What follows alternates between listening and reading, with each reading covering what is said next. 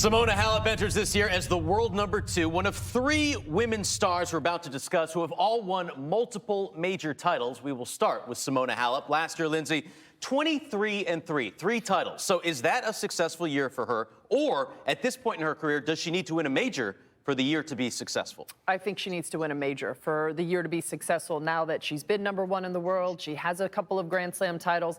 That becomes the goal, and especially as you get older. And I think she has real regrets about not playing the U.S. Open. So many players didn't know what to expect at New York. Simona was a little scared of the protocols, didn't end up going. And the French didn't go the way she wanted to. Lost in the 4th round pretty easily to Iga Swiatek.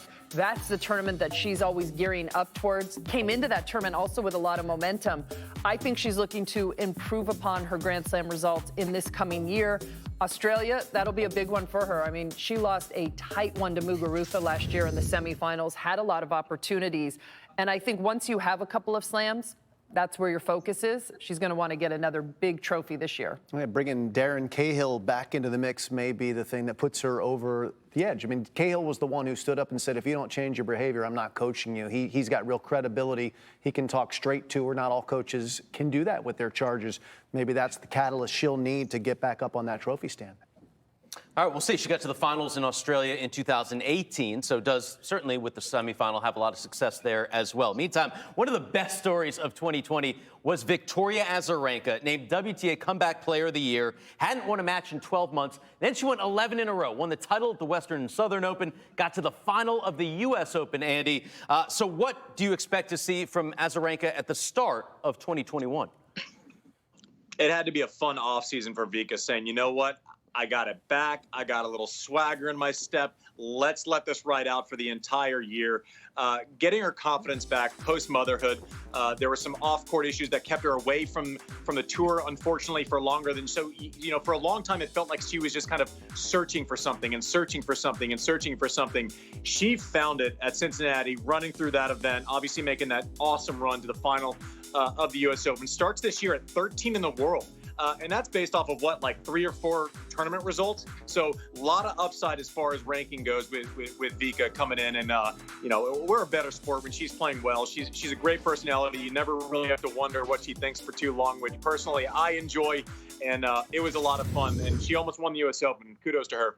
I think it'll be a different Azarenka that we see in Australia. She's won there 2 times. She's going to come into this tournament with a lot of confidence, especially on the hard courts. Much easier to train in the offseason when you've played really well. And she was only a couple of games away from winning a U.S. Open title. I think she's so excited to be back on court and playing at that high level, because for a couple of years, we were wondering, what is the difference? Why isn't she winning matches? And then we're trying to figure out the U.S. Open, okay, what clicked? Yeah. And clearly something, the confidence, the weight of shot. Yeah, well, the weight of shot seemed, I mean, let's be honest, it looked like she lost a lot of muscle post-motherhood. She came in, she was much lighter, and it seemed like she wasn't able to bully people around. She was one of the players who could go toe-to-toe with Serena in ground stroke rallies, and then she was getting pushed around. So I'm not sure if she changed equipment or just got more confident. Yeah. Not sure what happened, but whatever it is, please keep it up. It's awesome to see. Well, Andy also mentioned, I mean, what happens off the court certainly affects what's going on the court. Once that has been more resolved, her mind was there. She was, I mean, it was blocked out. She was in the bubble. I mean, all she could focus on was tennis, and it worked out. I mean, getting from near 60 to 13 in the world at the end of the year. How about GARBINE Muguruza? We know, Jim, she has the game to be the best in the world. She's got 2 major titles. But she also realized during the time off, I don't necessarily miss tennis all that much. So which GARBINE Muguruza are we going to see this year? Well, look, I think perspective matters. It's important. She's 27 years old. She's a full-blown adult right now. She's experienced real high highs and also some pretty tough lows. Lots of coaching changes. There's been some stuff that's been certainly that she's put to bed, so to speak. And now she's got Conchita Martinez with her, and that's been a good pairing. They won Wimbledon together. So hopefully she's going to be able to get that momentum. She's, again, one of these players, when she's on, she's going to win majors. It's just about keeping it together, Linz. Yeah, I think that's a great point with Conchita. It just seemed like in 2020, we saw a happy Muguruza playing again. She didn't necessarily play her best all year long. We probably saw that in Australia, but we saw a more relaxed Muguruza. And we saw a player that got back to really enjoying not only playing tennis, but competing. And that I credit to Conchita Martinez. And also, we're reading about her off-season training. If she's not ready to go, she military trained with Spain's Civil Guard, helicopter rescue missions, cave diving, Steve. Scuba diving in the caves, horseback riding. It's amazing. She's got, didn't she climb Mount Kilimanjaro last off-season? Yeah. I mean, she lives life to the fullest. Tough as nails. And she was practicing with Feliciano Lopez. Some of their volley drills at the net have been incredible. Tough to get an insurance policy for her. No, God. Volcano losing. Cave diving? I think Andy used to train like that, right? I mean, come on. Like, this is a great story, and it's good for us, and it's interesting. But, like, are you in the third set, like 5-all, it's hot as life in Australia, going, oh, man, it's a good thing I did that helicopter rescue mission. I got this one in the bag. I don't know if that works, but hey, what do I know? I guess we'll see. But on the court, Andy, coming back to Australia, where she got to the final last year and played extremely well, is this a good place for her to start once again? I guess it has to be. Like, she's fascinating to watch.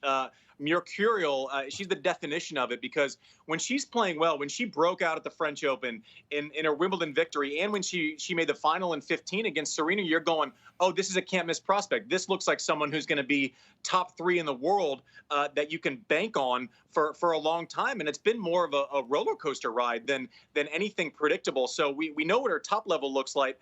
Unfortunately, we know what the bottom looks like too. And she probably has the biggest discrepancy of any of the threats to win.